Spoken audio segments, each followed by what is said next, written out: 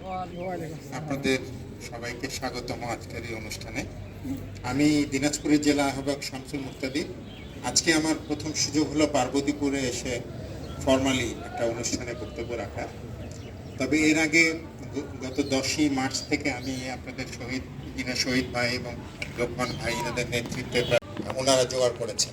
আমি ওনাকে বলবো যে একটা বিরাট কাজ করেছেন এবং আমি আপনাদের সবাইকে এনসিপিতে স্বাগতম জানাই সদস্য। এবং আমি খুব শিগগিরই আমাদের জেলা কমিটির পক্ষ থেকে আপনারা যে কমিটিটা দিয়েছেন ইউনিয়ন এবং বিশেষ করে উপজেলা পর্যায়ে, উপজেলা এবং ইউনিয়ন পর্যায়ে, সেই কমিটির অনুমোদন আমি আপনাদের দিয়ে দেব।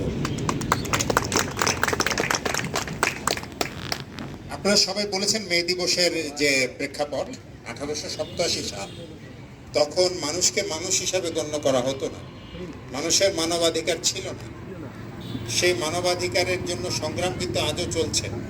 সেটা যে পরিপূর্ণভাবে আমরা আইন তৈরি করতে পেরেছি তা কিন্তু নয়। ইভেন জাতিসংঘ পর্যন্ত পুরোপুরি মানবাধিকারকে সম্পূর্ণভাবে এন্ডোর্সমেন্ট করতে পারে না।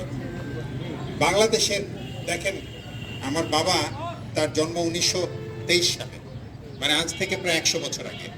উনি মারা গেছেন 5 বছর হলো, 97 বছর বয়সে। আমাকে বলতেন যে আমার বয়স যখন 10 বছর ছিল, মানে 1935 সালের দিকে, তখন মানুষ কেনা বেচা হতো। ওনার জন্ম ছিল দিনাজপুরে, এই উত্তর কোতোয়ালি। উনি বলতেন যে আমার বাবার সাথে এবং দাদার সাথে যেতাম, এবং একটা জায়গায়, কয়েকটা জায়গায় ছিল বউ বাজার বলতো, সেখানে বউ বিক্রি হতো, মানে ছোট ছোট মেয়ে